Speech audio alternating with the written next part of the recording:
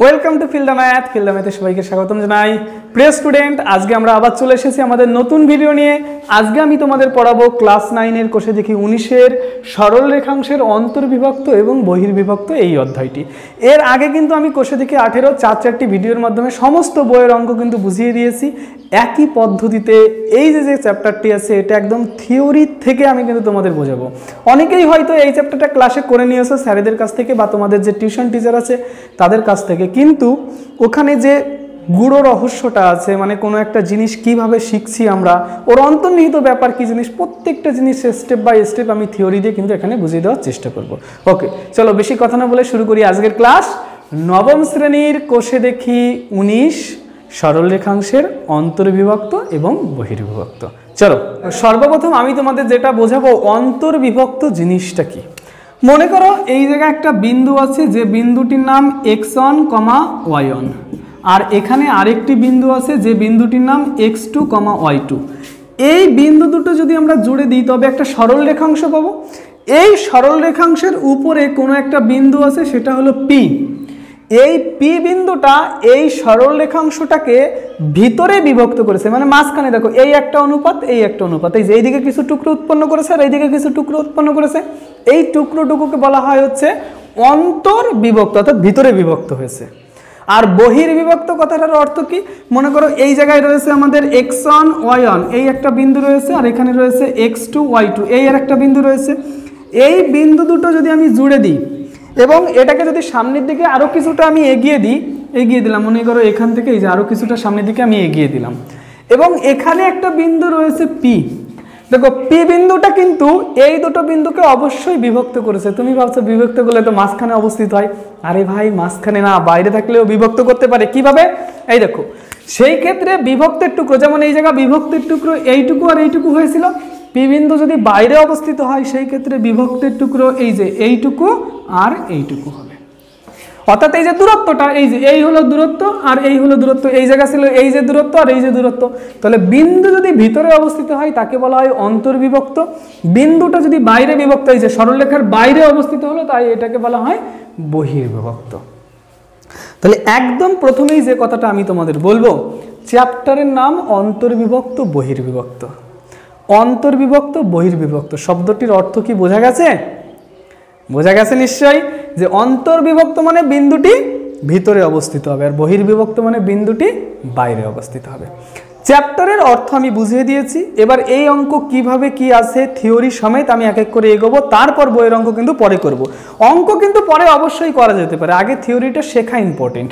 এবার এই যে বিন্দুটা রয়েছে P বিন্দু, এটা যদি x1, y1 আর এটা যদি x2, y2 হয়, তবে P বিন্দুর স্থানাঙ্ক কিভাবে বের করতে হয়, বা এই যে টুকরোটা রয়েছে এটা যদি m ভাগ আর এটা যদি n ভাগ হয়, তাহলে P বিন্দুর স্থানাঙ্ক বের করতে হয় যেভাবে, সেইটা কিভাবে সৃষ্টি হয়েছে। যেমন অনেকেই যারা অঙ্ক করে নিয়েছো তারা কিন্তু এইভাবে বলবে, এই P বিন্দুর স্থানাঙ্ক কি হবে, m এইদিকে গুণ করতে হয় m x2, n এইদিকে গুণ করতে হয় প্লাস n x1, বা নিচে লিখতে হয় m প্লাস n, সেম ভাবে m y2 আর এখানে করব প্লাস n y1 বাই হচ্ছে m প্লাস n। এটাই হবে আমাদের P বিন্দুর স্থানাঙ্ক। এটা কিভাবে সৃষ্টি হয়েছে, এটাই কেন আমি লিখবো, সেই অর্থটি আমি এখন তোমাদের বোঝানোর চেষ্টা করব। চলো সামনের দিকে এগোই। সর্বপ্রথম আমি যে কাজটা করব, তাহলে আমি একটা মুছে দিয়ে এইদিকে আমি একটা চিত্র আঁকছি। যে চিত্রটা আমি কি লিখছি আমি স্ক্রিনের উপর দিয়ে বলে দিচ্ছি, তোমরা সেটা দেখে নেবে। সর্বপ্রথম আমি এখানে একটা কোঅর্ডিনেট এঁকেছি, এক্স কোঅর্ডিনেট আর ওয়াই কোঅর্ডিনেট। এটা হলো এক্স, এটা হলো অরিজিন, আর এটা হলো এক্স প্রাইম বা এক্স ড্যাশ। এটা হলো ওয়াই, এটা হলো ওয়াই অরিজিন, আর এটা হচ্ছে ওয়াই প্রাইম বা ওয়াই ড্যাশ বলা হলো। এর উপর সেই দুটি বিন্দু, এটা হলো আমাদের সেই প্রথম বিন্দু, মনে করো এ, এই বিন্দুর স্থানাঙ্ক x1, y1 ধরেছিলাম, এবং দূরে আরেকটা বিন্দু এই জায়গায় রয়েছে, এটা হলো বি, এই বিন্দুর স্থানাঙ্ক আমরা x2, y2 ধরেছিলাম। ক্লিয়ার কথাটা? এবার দেখো এক এক করে আমি বোঝানোর চেষ্টা করছি। এই দুটো বিন্দু এই যে আমি জুড়ে দিলাম, জুড়ে দেওয়ার পর এই দুটো বিন্দুর উপরে আরেকটা বিন্দু অবস্থিত আছে, সেটা যে কোনো জায়গায় মধ্যবিন্দু কিনা এটা কিন্তু আমরা জানি না, অর্থাৎ এটা মিডিলে আছে কিনা এটা কিন্তু আমি বলতে পারবো না।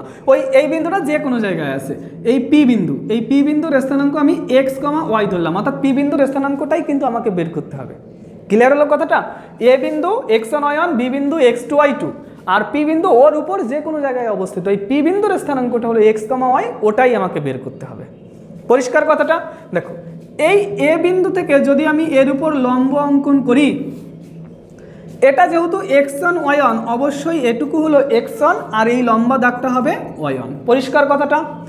এই বিন্দু থেকে যদি আমি এর উপর লম্ব অঙ্কন করি, যেহেতু এই বিন্দুর স্থানাঙ্ক x2 y2, তাই এই পুরোটুকু হবে x2 আর পুরোটুকু হবে y2। পরিষ্কার হলো কথাটা? দেখো এবার যদি আমি এই জায়গা থেকে এই বাহুর উপর একটা লম্ব অঙ্কন করলাম, তাহলে এই বিন্দুটা মনে করো আমাদের রয়েছে একটা বিন্দু, যেটা মনে করো এম বিন্দু। ওকে, ওর নাম ধরে নিয়েছি এম বিন্দু। আচ্ছা, এবার যে কাজটা করব সেটা হলো এই পি বিন্দু থেকেও এর উপর লম্ব অঙ্কন করব। অনেক লম্ব আঁকছি, মাথা যেন ঘুরে না যায়। এখান থেকে এর উপর লম্ব, এখান থেকে এর উপর লম্ব, এটা থেকে এর উপর লম্ব, এবং লাস্ট আরেকটা যে কাজ করব সেটা হলো পি বিন্দু থেকে এর উপর লম্ব অঙ্কন করলাম। এই বিন্দুটাকে আমি এন দ্বারা প্রকাশিত করলাম। মাথা যেন গুবলেট না হয়, বারবার আমি বলছি মাথা যেন গুবলেট না হয়। ওকে, দেখো এই জায়গায় আমাদের দুটি ত্রিভুজ উৎপন্ন হয়েছে। ত্রিভুজ দুটি কোনটি যদি নামকরণ করি, এটা মনে করো এস এস, আর এই জায়গা মনে করো আছে টি, এটা মনে করো পি, আর এটা মনে করো পি তো আগে থেকে নিয়ে নিয়েছি, পি তো নেওয়া যাবে না। মনে করো এটা ইউ রয়েছে আর এটা রয়েছে হচ্ছে ভি। নামকরণ করেছি বিন্দুগুলোর নাম। দেখো হাত দিয়ে আমি দেখাচ্ছি, এ এস পি একটা ত্রিভুজ উৎপন্ন হয়েছে এবং পি এন বি একটা ত্রিভুজ উৎপন্ন হয়েছে। এই যে দুটো ত্রিভুজ উৎপন্ন হয়েছে, এই দুটো ত্রিভুজ একে অপরের সদৃশ হয়। সদৃশ শব্দের অর্থ আমি তোমাকে আগে বুঝিয়ে দিই। মনে করো এই একটা ত্রিভুজ রয়েছে আর এই জায়গায় ছোট্ট একটা ত্রিভুজ রয়েছে। এই ত্রিভুজটা সমবাহু ত্রিভুজ আর এই ত্রিভুজটাও সমবাহু ত্রিভুজ। সমবাহু হলে এর প্রত্যেকটি কোণ 60 ডিগ্রি হবে আর এটারও প্রত্যেকটি কোণ 60 ডিগ্রি হবে। এই জাতীয় যে ত্রিভুজ যাদের প্রতিটা কোণ সমান তাকে বলা হয় সদৃশকোণী ত্রিভুজ। কি বললাম কথাটা? যদি দুটি ত্রিভুজের প্রত্যেকটি কোণের মান সমান হয় তাকে বলা হয় সদৃশকোণী ত্রিভুজ। যেমন একদম সদৃশকোণী বা সদৃশ শব্দটা যদি তোমাকে বোঝানোর চেষ্টা করি খুব সিম্পলভাবে, আমি তোমাদের সামনে দাঁড়িয়ে আছি, এই মুহূর্তে তোমরা আমাকে মোবাইলে দেখছো, তার মানে আমাকে এইটুকু সাইজে দেখছো। কিন্তু আমি যদি সরাসরি তোমাদের সামনে চলে আসি তাহলে আমার সাইজকে আর এইটুকু থাকবে? কিন্তু আমি তোমার সামনে আসলে আমিই থাকবো, আর মোবাইলেও কিন্তু আমিই আছি। তাহলে আমার মোবাইলে যে ছবিটা দেখছো সেটা সাইজে ছোট হতে পারে, কিন্তু আমিই তো সেটা।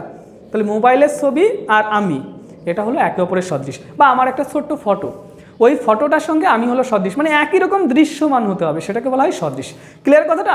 তাহলে সদৃশ মানে একই রকম দৃশ্যমান। আর দুটি ত্রিভুজ সদৃশ তখনই হয় যখন তাদের কোণগুলোর মান সমান হয়। মনে করো এই জায়গায় একটা ত্রিভুজ রয়েছে, এই ত্রিভুজের এই কোণটা 50 ডিগ্রি, এই কোণটা 60 ডিগ্রি, আর এই কোণটা রইল তাহলে কত? 70 ডিগ্রি। সেমভাবে এইদিকে বড় একটা ত্রিভুজ তুমি নিয়েছো, বড় একটা ত্রিভুজ, এটাও মনে করো 50 ডিগ্রি, এটা 60 ডিগ্রি, আর এটাও 70 ডিগ্রি। তবে এই ছোট্ট ত্রিভুজ আর এই বড় ত্রিভুজকে পরস্পর সদৃশ বলা যায়।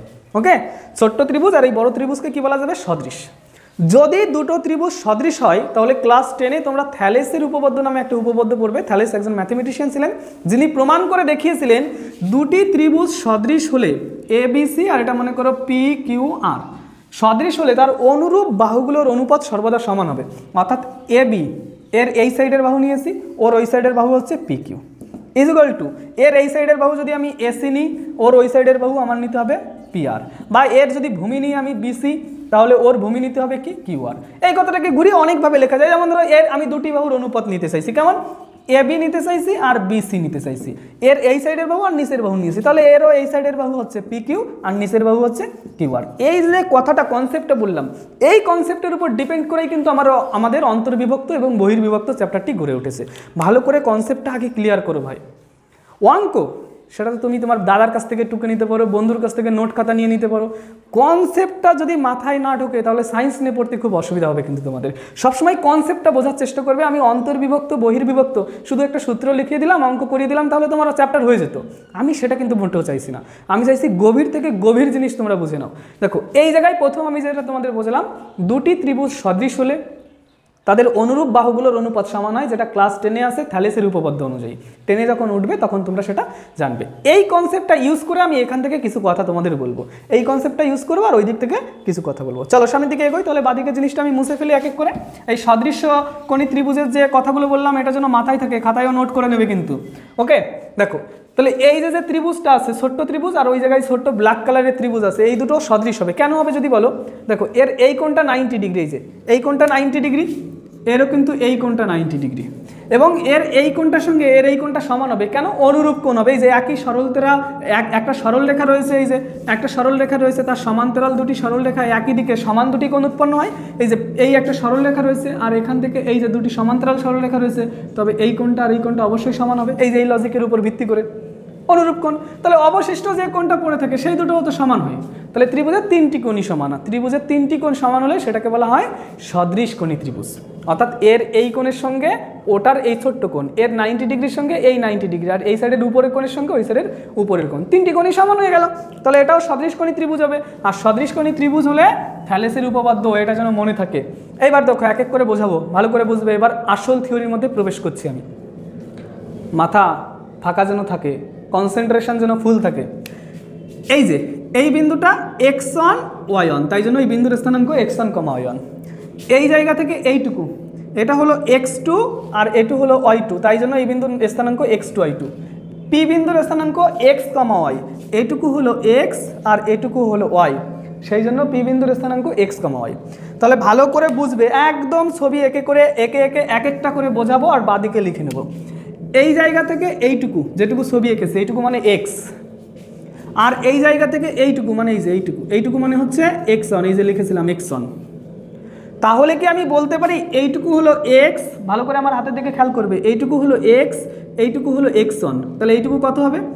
x থেকে x1 যদি বাদ দিয়ে দিই, এই যে মুছে দিই, x থেকে x1 যদি বাদ দিয়ে দিই তবেই তো এইটুকু পড়ে থাকে।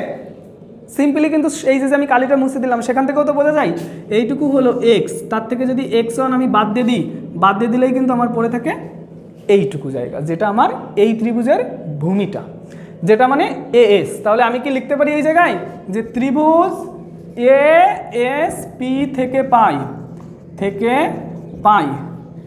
AS, এটা ইকুয়াল টু x থেকে x1 বাদ দিচ্ছি, x থেকে x1 বাদ দিচ্ছি। ক্লিয়ার হলো কথাটা? আর আমার মূল টার্গেট কিন্তু আমি পি বিন্দুর স্থানাঙ্ক, অর্থাৎ x এর মান আর y এর মান বের করব। পি বিন্দুর স্থানাঙ্কটা বের করতে চাইছি আমি। তাহলে এইবার দেখো এই জায়গা থেকে এইটুকু মানে কিন্তু y, আর নিচেরটা হলো y1, কারণ এই যে এইটুকু y1, সেই জন্য এইটুকু y1, এই যে এইটুকু y1, তাহলে এই পুরোটুকু y আর নিচেরটুকু হলো y1। তাহলে আমি বলতে পারি কি y থেকে y1 বাদ দিলে তবেই এইটুকু জায়গা পাওয়া যায়, y থেকে নিচেরটা বাদ দিয়ে দাও তবে এইটুকু জায়গা পাবো। তাহলে আমি কি বলতে পারি PS is equal to y minus y1। Clear হলো কথাটা? একই লজিক ইউজ করে আমি কি এবার বলতে পারি এই ত্রিভুজের এই ভূমি আর এইটা বের করতে চাই আমরা। দেখো এই জায়গা থেকে এইটুকু হলো x2, কারণ এই যে x2 রয়েছে, টোটালটা হলো x2, আর এইটুকু হলো x2 থেকে যদি আমি x বাদ দিয়ে দিই তবেই তো এইটুকু জায়গা পাবো। এই দেখো x2 থেকে যদি x বাদ দিয়ে দিই তবেই তো এইটুকু জায়গা পাবো। তাহলে এই ত্রিভুজ PNB থেকে পাই, এই যে ত্রিভুজ PNB থেকে পাই কি পাই? দেখো এই জায়গায় আমরা বলতে পারি PN মানে হলো কি x2 মাইনাস x। ক্লিয়ার হলো কথাটা? এবং আমরা বলতে পারি BN মানে কোনটা? এই লম্বটা দেখো, এই আমার হাত কোথা দিয়ে চলছে, এই যে এইটুকু মানে হলো y2, আর তার থেকে এইটুকু মানে হলো y। কেন? এই যে এইটুকু মানে তো y, এই যে y, এই যে যেহেতু x, y রয়েছে, এটা মানে y, তাহলে এটা মানে y, পুরোটা হলো y2 থেকে y বাদ দেবো তবেই তো আমরা ওই জিনিসটা পাবো। তাহলে BN মানে আমরা বলতে পারি y2 মাইনাস y। এবার দেখো যে জিনিসটা আমি করব, ত্রিভুজের এই ছোট্ট ত্রিভুজের মনে করো পি বিন্দুটা m আর n ভাগ তৈরি করেছে, যে ত্রিভুজ দুটো রয়েছে বা আমাদের এই যে AB বিন্দুটা রয়েছে, A বিন্দু আর B বিন্দু, এই P বিন্দুটা ওকে m:n অনুপাতে বিভক্ত করেছে। তাহলে m/n অর্থাৎ এর অতিভুজ বাই এর অতিভুজ আমরা বের করতে চাইছি। দেখো কিভাবে বের করছি, তাহলে এর অতিভুজ বাই ওর অতিভুজ m/n অনুপাতে বিভক্ত করেছে, m/n। এটা মানে কি আমরা বলতে পারি যে এই যে ত্রিভুজটা রয়েছে এই ত্রিভুজের ভূমি বাই লম্ব আমরা লিখতেই পারি, বা এই ত্রিভুজের ভূমি বাই এই ত্রিভুজের ভূমি সেই কথাটাও লিখতে পারি, যেটা আমি তোমাদের আগে বুঝিয়েছিলাম। তাহলে ওই ত্রিভুজের ভূমি মানে x মাইনাস x1 বাই ওই সাইডের ত্রিভুজের ভূমি মানে হচ্ছে x2 মাইনাস x, সরি। এবং সেমভাবে আবার আমি কি বলতে পারি যে অতিভুজ বাই অতিভুজ মানে ভূমি বাই ভূমি লিখেছি, লম্ব বাই লম্ব লিখলে অসুবিধা কোথায়? এই লম্ব মানে PS মানে কত পেয়েছি? y মাইনাস y1, আর ওর লম্বটা কত রয়েছে? y2 minus y। তাহলে এই জায়গা থেকে টার্গেট নেব আমি x এর মান বের করব, ওই জায়গা থেকে টার্গেট নেব আমি y এর মান বের করব, অঙ্ক সিম্পলি হয়ে যাবে। কোনাকুনি গুণ করছি আমি, mx2 minus mx is equal to nx plus nx1, mx2 mx, আর এটা যদি গুণ করি nx মাইনাস এটা হবে, ওকে। এই দুটো এই দিকে নিয়ে এলাম, mx2 plus nx1 equal to M X plus N X, অর্থাৎ এম এক্সটা ওই দিকে নিয়ে গেলাম, এন এক্স আগের থেকেই ছিল আর এই জিনিসটা এই দিকে নিয়ে গেলাম। এই জায়গা থেকে M X two N X one by X যদি এই জায়গায় কমন নিয়ে নিই তাহলে থাকে হচ্ছে এম প্লাস এন। এবার যদি আমি এক্স এর মান বের করতে চাই শুধু ভাগ করে দিলেই হয়ে যাবে, M X two plus N X one by M plus N equal to X. এই ছিল আমার এক্স এর মান। অনুরূপে যদি আমি এখান থেকে সমাধান করি একইভাবে ওয়াই এর মান বের করার চেষ্টা করি একই পদ্ধতিতে, তাহলে আমি পাবো কি Y equal to M Y two plus N Y one by M plus N. এটা যেভাবে করেছি সেমভাবে যদি ওটা করি তাহলে পেয়ে যাব এক্স এর মান আর ওয়াই এর মান। এই হলো সেই জিনিস, এক্স এর মান আর ওয়াই এর মান, পি বিন্দুর সেই যে এক্স এর মান আর ওয়াই এর মান। পি বিন্দু যদি ভিতরে অবস্থিত হয় তাহলে পি বিন্দুর স্থানাঙ্ক কত হবে সেটা আমি এই যে বের করে দেখিয়েছি, যেটা শুরুতেই কিন্তু আমি তোমাদের বলার চেষ্টা করেছিলাম। কথাটা কি পরিষ্কার হয়েছে? এইবার আমি তোমাদের এই সূত্রটা সংক্ষিপ্ত সার বুঝিয়ে দেওয়ার চেষ্টা করব, সেই দিয়ে একটা উদাহরণ দেওয়ার চেষ্টা করব যে অঙ্ক কিভাবে আমাকে সমাধান করতে হবে। চলো সামনের দিকে এগোই। দেখো এবার এই অর্থটা যদি আমি তোমাদের সহজভাবে বোঝানোর চেষ্টা করি, যে চিত্রটা ছিল চিত্রটাকে আমি আরেকবার এখানে এঁকে দেখাচ্ছি। এই হলো এ বিন্দুর স্থানাঙ্ক X one comma Y one লিখেছিলাম। এই হলো আমার বি বিন্দু যার স্থানাঙ্ক X two comma Y two লিখেছিলাম। এই বিন্দু দুটো সংযোগ সরলরেখা এই যে রয়েছে, এর উপরে একটা বিন্দু রয়েছে যেটা হলো পি, যেটা এম ইস টু এন অনুপাতে বিভক্ত করেছে, অন্তর্বিভক্ত অবশ্যই। তাহলে আমাকে এই পি বিন্দুর স্থানাঙ্ক যদি আমি এক্স কমা ওয়াই ধরেছিলাম, এই পি বিন্দুর স্থানাঙ্কটা আমার বের করতে হয়েছিল, তাই তো? সেটা আমি কিভাবে বের করেছিলাম সেটাই আমি এবার সহজ নিয়মে তোমাদের দেখাচ্ছি। সহজ নিয়মে দেখো আমি যেটা তোমাদের দেখিয়েছিলাম, মানে একটু আগে তোমরা যদি নোট করে থাকো বা ভিডিওটা পিছনের দিকে গিয়ে দেখো, এখানে এক্স এর মান আর ওয়াই এর মান বের করেছিলাম। সেটা সিম্পলভাবে আমি কিভাবে মনে রাখতে পারি, মাঝখানে যে বিন্দুটা রয়েছে সেই বিন্দুর এক্স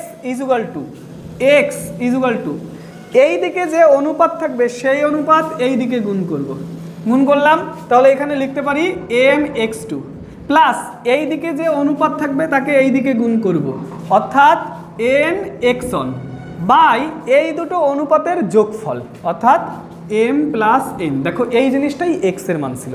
আর ওয়াই মানেও সেম জিনিস, এক্স বের করার সময় এদিক থেকে এক্স এর কাছে গিয়েছি, এদিক থেকে এক্স এর কাছে এসেছি।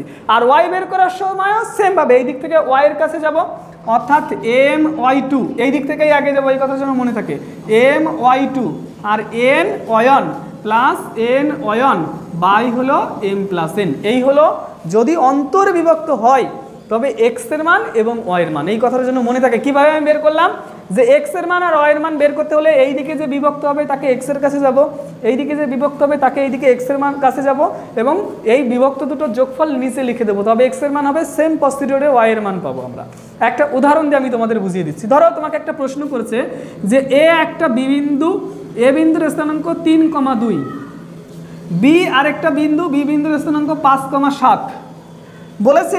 এই এ বি বিন্দু আমরা যুক্ত করে দিলাম। যুক্ত করলে এর কোনো একটা জায়গায় একটা বিন্দু আছে পি বিন্দু একে 3:2 অনুপাতে অন্তর্বিভক্ত করেছে। তবে এই পি বিন্দুর স্থানাঙ্ক নির্ণয় করো। কিভাবে তখন আমরা লিখব, ডাইরেক্ট লিখব যে পি বিন্দুর স্থানাঙ্ক সমান সমান 3, ওই দিকে গুণ করলাম 3 × 5 = 15 প্লাস 2 এই দিকে গুণ করলাম 3 × 2 = 6, অর্থাৎ এক্স এর মান বের করছি জন্য এক্স এর সঙ্গে গুণ করছি। কোন একটা বিন্দুর প্রথম সংখ্যাটা এক্স, দ্বিতীয় সংখ্যাটা কিন্তু ওয়াই হয়। 3 এক্স এর সঙ্গে গুণ করলাম 3 × 5 = 15, 2 এইদিকে এক্স এর সঙ্গে গুণ করলাম 3 × 2 = 6 বাই ওদের যোগফল, অর্থাৎ 3 আর 2 যোগ করলে হয় 5। এটা হলো এক্স এর মান। কমা অনুরূপে ওয়াই এর মান বের করব, 3 ওইদিকে ওয়াই এর সঙ্গে গুণ করলাম 3 × 7 = 21 প্লাস 2 এইদিকে 2 এর সঙ্গে গুণ করলাম, অর্থাৎ ওয়াই এর সঙ্গে গুণ করলাম 2 × 2 = 4 বাই রইল 5। তাহলে বিন্দুটা কত হলো 21/5, কমা এখানে রইল 25/5, 25/5 5 দিয়ে কেটে দেওয়া যাচ্ছে, তাই এটা হলো 5। তাহলে বিন্দুটা হবে এই ছিল আমাদের চ্যাপ্টারের মূল লজিক। যে চ্যাপ্টারটা আমি তোমাদের শেখানোর চেষ্টা করছিলাম যে অন্তর্বিভক্ত বহির্বিভক্ত, আরে ভাই সেটা খাবো নাকি গায়ে মাখাবো, তার মূল লজিক হলো এইভাবেই তোমার প্রশ্ন দিয়ে দেওয়া থাকবে। একটা বিন্দু রয়েছে, ওই দুটো বিন্দু সংযোগকারী সরলরেখার উপর আরেকটা বিন্দু রয়েছে পি, সেই পি বিন্দুটা যদি ওকে 3:2 অনুপাতে অন্তর্বিভক্ত করে তাহলে পি বিন্দুর স্থানাঙ্কটা নির্ণয় করো। এইভাবে আমাদের অঙ্ক করতে হবে। তাহলে এই থিওরেমটা মনে রাখবে, যেটা আমি তীর চিহ্ন দিয়ে বুঝিয়েছি, এই দিকের অনুপাত ওই দিকে গুণ করব, ওই দিকের অনুপাত এই দিকে গুণ করব, তারপরেই আমরা অঙ্কটা করে ফেলবো। এই সেমভাবে আমি তোমাদের বইয়ের 1 নম্বর যে অঙ্কটা আছে সেটা একটু বুঝিয়ে দেওয়ার চেষ্টা করছি। দেখো, মুছে দিই তাহলে এটা নিচ দিয়ে, এটা এই নিচের ছবিটা মুছে দিচ্ছে আর উপরে থিওরেমটা থাকুক।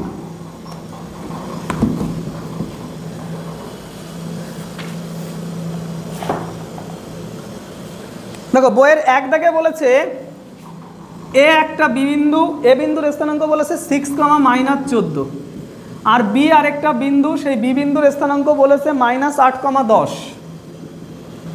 বলেছে এই দুটো বিন্দুর সংযোগকারী সরলরেখা, এই দুই বিন্দুর সংযোগকারী সরলরেখার উপর আরেকটা বিন্দু অবস্থিত, যে বিন্দু একে 3:4 অনুপাতে বিভক্ত করেছে। মনে করো সেটা হলো পি বিন্দু, সেই পি বিন্দু একে 3:4 অনুপাতে বিভক্ত করেছে। তবে পি বিন্দুর স্থানাঙ্কটা নির্ণয় করো। আমরা সেই একই জিনিস লিখব যে 3:4 অনুপাতে পি বিন্দুটি অন্তর্বিভক্ত হলে পি বিন্দুর স্থানাঙ্ক হবে, সমান সমান কি বুঝিয়েছিলাম তোমাদের, যে 3 ওই দিকে গুণ করব, 4 এই দিকে গুণ করব। এক্স বের করার সময় এক্স এর সঙ্গে গুণ, ওয়াই বের করার সময় ওয়াই এর সঙ্গে গুণ। প্রথম এক্স এর মান বের করছি 3, ওই দিকের সঙ্গে গুণ করলাম 8 এর সঙ্গে, 3 8 24, মাইনাস আছে জন্য মাইনাস বসিয়েছি। 4 এই দিকের সঙ্গে গুণ করলাম, 4 6 24, এই মাঝখানে কিন্তু প্লাস বসাবো, এই যে মাঝখানে কিন্তু প্লাস বসাবো। যদি এই জায়গা মাইনাস থাকতো তো মাইনাস বসাতাম, গুণ করলে যেমন হয় a + b বা প্লাস মাইনাসে যা হয় সেই অনুযায়ী বসাবো, কিন্তু সূত্রে সবসময় প্লাস হবে। ওকে, তাহলে 3 এই দিকে গুণ করলাম, 3 8 24, মাইনাস আছে জন্য মাইনাস বসালাম। 4 এই দিকে গুণ করলাম, 4 6 24 বাই 3 + 4 মানে 7, কমা 3 দ্বিতীয়টার সঙ্গে গুণ করলাম, 3 10 হয় 30, 4 এই দিকে গুণ করলাম, মাইনাস হয় 4 14 কত হয় 56 বাই 3 + 4 মানে 7। তাহলে এখানে দেখতে পাচ্ছি +24 -24 কেটে গেলে হয় 0, 0/7 মানে এখানে 0 পড়ে থাকে, কমা 30 থেকে 56 যদি চলে যায় আমাদের, তাহলে থাকে কিন্তু -26। তাহলে এটাই কিন্তু আমাদের পি বিন্দুর স্থানাঙ্ক হলো। এটা কিন্তু তোমাদের বইয়ের 1 দাগের 1 নম্বর কোশ্চেন ছিল। সেটা আমি বোঝানোর চেষ্টা করেছি থিওরি দিয়ে, যে প্রথম থিওরিটা ভালো করে বোঝো। থিওরি যদি তুমি বুঝতে পারো, এই সমস্ত অঙ্ক করা কোনো ব্যাপারই না। তুমি দেখবে থিওরি যদি ঠিক করে বুঝে যাও, একটা অঙ্ক করবে মানে বইয়ের সব অঙ্ক তুমি পারবে। বইতে এরপরে কোন অঙ্ক থাকবে, নিশ্চয়ই এই জায়গায় 6, -14 পরিবর্তে অন্য কোনো বিন্দু থাকবে, 3:4 এর পরিবর্তে অন্য কোনো বিন্দু থাকবে, তো অঙ্ক কঠিন হবে নাকি? একদম সহজ হবে, থিওরিটা ভালো করে বোঝো। তাহলে এই ছিল কিন্তু আমাদের মূল অন্তর্বিভক্ত যে থিওরিটা আমি বোঝানোর চেষ্টা করেছি, সেই অন্তর্বিভক্তের থিওরি। এরপর আমাদের যে থিওরিটা জানতে হবে সেটা হচ্ছে বহির্বিভক্তের থিওরি। সেই বহির্বিভক্তের থিওরি আমি তোমাদের করানোর চেষ্টা করব। তার আগে অন্তর্বিভক্তের আরেকটি অঙ্ক আমি তোমাদের করে দেখাই। ওকে, চলো এগোই সামনের দিকে।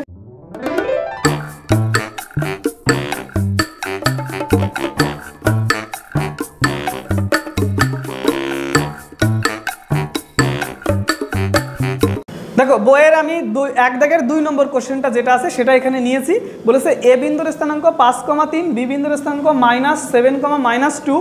এই দুই বিন্দুগামী সংযোগকারী সরলরেখার উপর পি একটা বিন্দু অবস্থিত, যেটি 2:3 অনুপাতে রেখাংশটাকে বিভক্ত করেছে, তবে পি বিন্দুর স্থানাঙ্কটা নির্ণয় করো। এটা ছিল কিন্তু আমাদের 2 নম্বর কোশ্চেনটি। একদম সেম ভাবে অঙ্ক করবো, অঙ্কের আলাদা কিছু হয় না ভাই, থিওরিটা মাথায় যদি ঢুকে যায় আলাদা কিছুই হয় না। তাহলে আমরা এই জায়গায় লিখছি, যেহেতু পি বিন্দুটা অন্তস্থভাবে বিভক্ত হয়েছে, ডাইরেক্ট পি বিন্দুর স্থানাঙ্ক লিখে দিচ্ছি, যে পি বিন্দুর স্থানাঙ্ক সমান সমান কিভাবে শিখিয়েছিলাম, 2 ওই দিকে গুণ হবে, এক্স বের করার সময় এক্স এর সঙ্গে 2 এক্স এর সঙ্গে গুণ করলাম, তাই হলো -14, কারণ 7 × 14 মাইনাস এসের জন্য মাইনাস। 3 এই দিকে গুণ করলাম, 3 × 5 = 15, মাঝখানে প্লাস বসাতে হয়, বাই এই দুটো যোগফল যদি করি 3 + 2 মানে 5, কমা ওয়াই এর মান বের করব, 2 ওই দিকের ওয়াই এর কাছে গেলে হয় -4, কারণ 2 2 × 4 মাইনাস আছে তাই মাইনাস। 3 এই দিকে গুণ করলে হয় 3 × 3 = 9 বাই এই দুটো যোগফল করলে হয় 5। বিন্দুকে কিন্তু ফার্স্ট ব্র্যাকেটে লিখতে হয়, এটার জন্য মনে থাকে। তাহলে আমরা দেখতে পাচ্ছি 15 থেকে 14 চলে গেলে থাকে 1/5, কমা এখানে দেখতে পাচ্ছি 9 থেকে 4 চলে গেলে থাকে 5, তাহলে এখানে থাকে 5/5। 5কে 5 দিয়ে ভাগ করলে হয় 1, তাহলে এই ছিল আমাদের বিন্দুর স্থানাঙ্ক অর্থাৎ পি বিন্দুর স্থানাঙ্ক। ক্লিয়ার হলো কথাটা? তাহলে এক দাগের দুটি অঙ্ক আমি কিন্তু তোমাদের বুঝিয়ে দিয়েছি। চলো এরপর বহির্বিভক্তির থিওরিটা আমি বোঝাবো এবং সেখান থেকেও আমি কিছু অঙ্ক করিয়ে দেবো, তারপরে এই ভিডিওটা শেষ করব এবং নতুন ভিডিওতে আমি কিন্তু তোমাদের বইয়ের অঙ্ক পরপর করিয়ে দেবো। এই ভিডিওটা অনলি থিওরি পারপাস, থিওরি যদি তোমরা বুঝতে পারো তাহলে অঙ্ক অবশ্যই করতে পারবে। তাই এই ভিডিওটা আমি থিওরি পারপাস তৈরি করছি, থিওরি আগে করি তারপর অঙ্ক করব।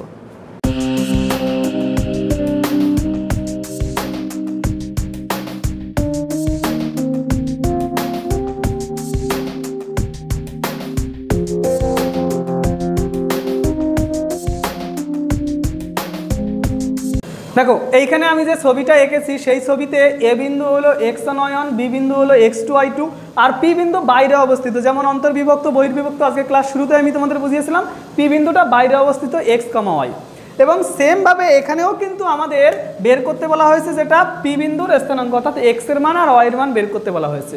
আমি একইভাবে এখান থেকে লম্ব এঁকেছি, এখান থেকে লম্ব এঁকেছি এবং এখান থেকেও কিন্তু লম্ব এঁকেছি, এখান থেকে এর উপর লম্ব এঁকেছি, এখান থেকে এর উপর লম্ব এঁকেছি। ক্লিয়ার হলো কথাটা? এই লম্ব বিন্দুগুলোর নাম বসিয়ে দিই, এটা এম, এটা এন, এটা ও না ও আগে নিয়ে নিয়েছি, পিও নিয়ে নিয়েছি, আর এটা মনে করো এস, এটা হচ্ছে টি, এটা মানে আর, সব নামগুলো আমরা লিখে নিলাম।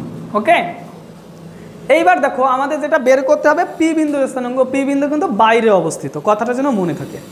পরিষ্কার শব্দটা, এই যে বাহুটা রয়েছে এই বাহুটাকে যদি আমি এই পর্যন্ত জুড়ে দিই তবে আমার এখানে কিন্তু মোট 3টে ত্রিভুজ উৎপন্ন হয়েছে। ভালো করে খেয়াল করবে যেগুলো আমি বলতে চাইছি, অর্থাৎ এ আর বি এটা একটা ত্রিভুজ এবং এ এই বিন্দুটার নাম যদি আমরা দিই মনে করো ডব্লিউ, এ ডব্লিউ পি এটা একটা ত্রিভুজ এবং কিন্তু বি টি পি এটা কিন্তু আরেকটা ত্রিভুজ। 3টে ত্রিভুজ হয়েছে, এ আর বি, এ ডব্লিউ পি এবং বি টি পি, মোট 3টে ত্রিভুজ উৎপন্ন হয়েছে।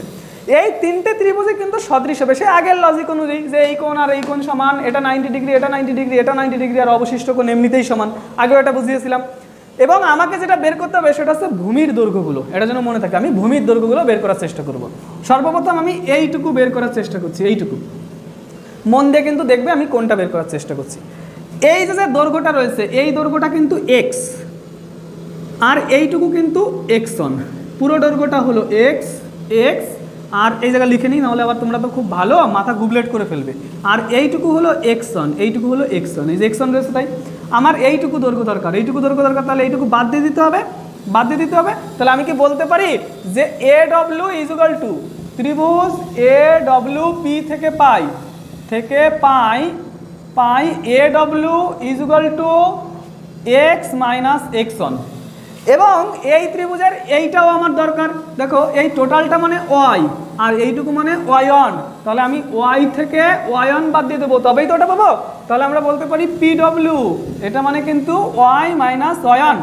আবার দেখো ত্রিভুজ, আবার ত্রিভুজ এই জায়গায় আমাদের যে ত্রিভুজটা রয়েছে অর্থাৎ এ আর আর বি, বা এই জায়গায় আমি যদি এইটা বলি যে বি টি পি এই ত্রিভুজ থেকে পাই, বি টি আর পি এই ত্রিভুজ থেকে পাই এই জায়গা খেয়াল করবে এর ভূমিটাও আমরা বের করে নেব। এইটুকু দৈর্ঘ্য এবার বের করতে চাইছি, এইটুকু মন যেন এইদিকে থাকে, না হলে কিন্তু কনসেন্ট্রেশন ব্রেক হলে মাথায় সব জট পাকিয়ে যাবে। এইটুকু টোটাল দৈর্ঘ্য হলো এক্স, একদম টোটাল দৈর্ঘ্য এই জায়গা থেকে টোটাল দৈর্ঘ্য হলো এক্স। এইটুকু বাদ দিয়ে দেবো, এইটুকু বাদ দিয়ে দেবো তবেই তো আমি পাবো এই জায়গাটা। এইটুকুর মান দেখো x2, তাহলে x থেকে x2 বাদ দিয়ে দিলেই পাওয়া যায় বিটি, সেটাই আমি লিখছি যে বিটি ইজুগাল টু এক্স মাইনাস x2 এবং একইভাবে এর যে লম্বটা রয়েছে সেটা মানে y থেকে y2 টাইছে, এইটা মানে y2, হাত কোথা দিয়ে চলছে খেয়াল করবে, এটা মানে y2, y থেকে y2 বাদ দিয়ে দেবো তবে ওটা পাওয়া যাবে। তাহলে আমরা বলতে পারি PT equal to y minus y2। সেই একইভাবে এখন দেখো বহিস্থভাবে যেহেতু ভাগ করেছে, আমি থিওরিতে বোঝানোর চেষ্টা করেছিলাম আমার এ বিন্দু থেকে পি বিন্দুর দূরত্ব এইটা আর এইটা হলো এম আর এইটা হলো এন, বহিস্থভাবে m:n অনুপাতে বিভক্ত করেছে। তাহলে অতিভুজ বাই অতিভুজ অর্থাৎ m by m equal to ভূমি বাই ভূমি, যেমন আগের থিওরিটা করেছিলাম এর ভূমি মানে হচ্ছে x মাইনাস x1 আর ওর ভূমি মানে x মাইনাস x2। একইভাবে অতিভুজ বাই অতিভুজ ইজুগাল টু এর লম্ব মানে y মাইনাস y1 আর এর লম্ব মানে y মাইনাস y2। তাহলে এখান থেকে সমাধান করার চেষ্টা করি, আমরা কোনাকুনি গুণ করি mx minus M X two, কোনাকুনি এটাকে গুণ করলে N X minus N X one, X একদিকে নেব আর সংখ্যাগুলো একদিকে নেব। এবার আমি যেটা করব এটা এইদিকে নিয়ে আসি, এদিকে এম এক্স আগেই ছিল, এন এক্স এইদিকে নিয়ে আসলে মাইনাস এন এক্স, এই দিকের এম এক্স টু ওইদিকে নিয়ে গেলে প্লাস এম এক্স টু হয়, আর এখানে আগের থেকেই ছিল minus N X one. Total line থেকে এক্স কমন নিয়ে নিলাম, M minus N equal to আমরা বলতে পারি কি, M minus N equal to বলতে পারি M X two minus N X one. তাহলে এক্স ইজুগাল টু হলো M X two minus N X one by M minus N. এটা হলো এক্স টুর মান, সরি এক্স এর মান, ওই পি বিন্দুর এক্স এর মান পেয়েছি। অনুরূপে যদি এই দিকেও আমি সমাধান করি একইভাবে যেভাবে আমি গুণ করলাম সেমভাবে এখান থেকে ওয়াই এর মান আমি বের করতে পারবো। দেখিয়ে দিই, নাহলে আবার তোমরা বলবে আগেরটাতে চুরি করে লিখে দিয়েছিলে, এটা আবার কেন করছো। আমি দেখিয়ে দিই, কোনাকুনি গুণ করছি, M Y minus M Y two equal to বলা যাচ্ছে এই কোনাকুনি গুণ করলে N Y minus N Y one. Y একদিকে নিয়ে এলাম আর সংখ্যাগুলো একদিকে নিয়ে গেলাম, এগুলো কিন্তু সংখ্যা, আর এই ওয়াই এটা হলো চল, কারণ এম সংখ্যা ওয়াই টু সংখ্যা, ওটা তো বিন্দু ছিল, বিন্দু মানে 3,4 ওটা সংখ্যা, আর শুধুমাত্র ওয়াইগুলো হলো হচ্ছে চল, চল একদিকে নিয়ে আসতে হয়, সংখ্যা একদিকে নিয়ে যেতে হয়। M Y minus N Y equal to এটা ওইদিকে নিয়ে গেলে এম ওয়াই টু আর মাইনাস এন ওয়াই ওয়ান আগের থেকে ছিল, ওয়াই যদি কমন নিই M minus N equal to M Y two N Y one, তবে Y equal to M Y two minus N Y one by M minus N. তাহলে এই হলো আমার বহির্বিভক্ত যদি হয় তবে এক্স এর মান আর ওয়াই এর মান। দেখো আগে যেটা আমি শিখেছিলাম অন্তবিভক্ত আর বহির্বিভক্ত, অন্তবিভক্তের ক্ষেত্রে এই জিনিসটাই কিন্তু ছিল, কিন্তু সেক্ষেত্রে সব জায়গায় পজিটিভ ছিল, আর বহির্বিভক্তের ক্ষেত্রেও সেম জিনিসই এসেছে, শুধু মাঝখানে কি হয়েছে মাইনাস হয়ে গেছে। তাহলে অন্তর্বিভক্ত আর বহির্বিভক্তের সূত্র কিন্তু সেম, অন্তর্বিভক্ত হলে মাঝখানে কি হয় প্লাস হবে, আর বহির্বিভক্ত হলে মাঝখানে মাইনাস হবে। সহজে কীভাবে মনে রাখবো, অন্তর মানে ভিতর, আমার ভিতরে যদি কিছু আসে তাহলে যোগ হলো, আর বহির্বিভক্ত মানে বাহির, বহি মানে তো বাহির, বাহির মানে কি আমার থেকে কিছু বেরিয়ে গেল, বেরিয়ে যাওয়া মানে কি বিয়োগ হয়ে গেল। তাহলে এই কথা তোমরা মনে রেখে দিতে পারবে না, বহির মানে বাইরে বেরিয়ে গেল, বাইরে বেরিয়ে যাওয়া মানে বিয়োগ হয়ে গেল, আর অন্ত মানে ভিতরে প্রবেশ করলো, এলো মানে যোগ হলো। ওকে, তাহলে অন্তবিভক্ত হলে মাঝখানে প্লাস, বহির্বিভক্ত হলে মাঝখানে মাইনাস, এই কথাটা যেন মনে থাকে। চলো সামনের দিকে এই যে অঙ্কটা করেছি, এই অঙ্কটার একটা উদাহরণ আমি তোমাদের বুঝিয়ে দেওয়ার চেষ্টা করবো। পুরো ছবিটা আমি মুছে ফেলছি, নতুন করে একটা অঙ্ক লিখছি, অর্থাৎ আমাদের বইয়ে যে অঙ্কগুলো আছে সেখান থেকে একটা উদাহরণ দিয়ে আমি তোমাদের বুঝিয়ে দিই। মুছে ফেললাম আমি।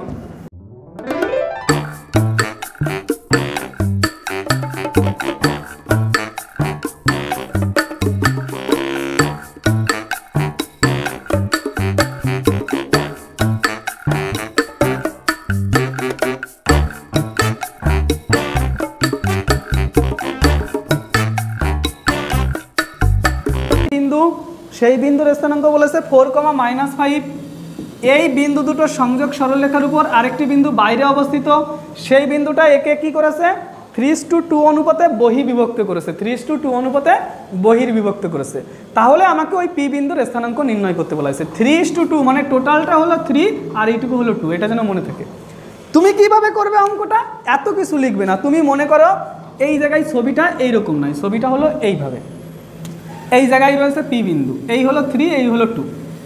অন্তবিভক্ত করলে যোগ করব, বহির্বিভক্ত করলে বিয়োগ করব। আমি একই অঙ্কের মাধ্যমে দুটোই তোমাদের বুঝিয়ে দিচ্ছি। পি বিন্দু বহির্বিভক্ত করলে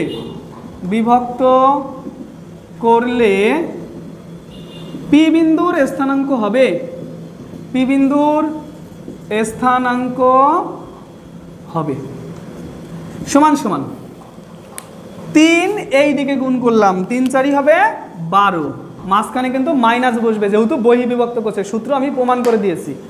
2 এই দিকে গুণ করলাম, এই জায়গায় 2 একের সঙ্গে গুণ করলাম, -2 মাইনাসে মাইনাসে +2 হয়ে গেল, বাই 3 - 2, এটা হলো এক্স এর মান। সেমভাবে ওয়াই এর মান বের করব, 3 5-এর সঙ্গে গুণ হলো 3 5 15, মাঝখানে মাইনাস 2 এর সঙ্গে গুণ হলো 2 2 4 বাই 3 - 2, তাহলে পেলাম এটা কত 14/1, 1 নিচে লেখার দরকার নেই, 15 থেকে 4 চলে গেলে থেকে 11/1, তাহলে এই হলো কিন্তু আমাদের বিন্দুটার স্থানাঙ্ক। ক্লিয়ার কথাটা, এই হলো কিন্তু আমাদের বিন্দুটির স্থানাঙ্ক। এবার এই অঙ্কটাই যদি বলতো বহির্বিভক্ত না করে অন্তর্বিভক্ত করেছে তাহলে কি করতাম, একই চিত্র থেকে দুটো করে দেবো। চিত্র এইভাবে করবার, এটা কিন্তু রাফে করবো, এটা আমি তোমাদের বোঝানোর জন্য বলেছি, খাতায় কিন্তু লিখো না, এটা বোঝানোর জন্য বলেছি রাফে। যদি অন্তর্বিভক্ত করতো তাহলে আমি কি করতাম, কালো পেন দিয়ে দেখাই, এই যে অন্তর্বিভক্ত করলে সেই ক্ষেত্রে তো 3 এইদিকে গুণ করলাম, 3 4 12, মাঝখানে হতো +2, এই জায়গায় গুণ করলে হতো -2, কারণ প্লাস মাইনাসে মাইনাস হতো, আর নিচে করতাম 3 + 2 মানে 5, কমা আবার 3 ওইদিকে গুণ করলাম, 3 পাঁচা 15 প্লাস 2 এইদিকে গুণ করলে হয় 4, নিচে 3 যোগ 2 মানে 5, তখন সেটা হতো 10, 12 থেকে 2 চলে গেলে 10/5, কমা এখানে 19/5, তাহলে সেটাকে আমরা লিখতে পারতাম 2,19/5। তাহলে দেখো এই একই চিত্র দিয়ে আমি কিন্তু দুটি প্রশ্নেরই উত্তর দিতে পারবো, একটা অন্তর্বিভক্ত একটা বহির্বিভক্ত। বহির্বিভক্ত হলে সব জায়গায় বিয়োগ বসাবো, অন্তর্বিভক্ত হলে সব জায়গায় যোগ বসাবো। এবার সূত্রানুযায়ী প্লাস মাইনাস অনুযায়ী সেটা বসবে, অর্থাৎ প্লাসে প্লাসে প্লাস হবে, সেটা তো তোমরা বুঝতে পারছো। তাহলে এই ছিল আমাদের অন্তর্বিভক্ত এবং বহির্বিভক্তের থিওরি। এই থিওরিটা যদি তোমাদের মাথায় ঢুকে গিয়ে থাকে তাহলে নিশ্চয়ই তোমরা পরবর্তী সময়ে যে অঙ্কগুলো করবে প্রত্যেকটা অঙ্কই বুঝতে পারবে। তাছাড়া আমি কিন্তু উদাহরণ দিয়ে বোঝানোর চেষ্টা করেছি এবং তোমাদের বইয়ের যে অঙ্কগুলো আছে সেগুলো কিন্তু করিয়ে দেওয়ার চেষ্টা করেছি। তাহলে আজকে যে ক্লাসটি আছে সেই ক্লাসটি আমি এখানেই শেষ করছি। দেখা হবে আমাদের পরের ভিডিওতে, সেখানে আমি তোমাদের বইয়ের প্রত্যেকটি অঙ্ক সমাধান করে দেওয়ার চেষ্টা করব এবং দ্রুত থেকে দ্রুত সেই ভিডিওটা তোমাদের সঙ্গে চলে আসবে। আমাদের সঙ্গে জুড়ে থাকো, পড়তে থাকো, শিখতে থাকো, জানতে থাকো। Tata, bye bye.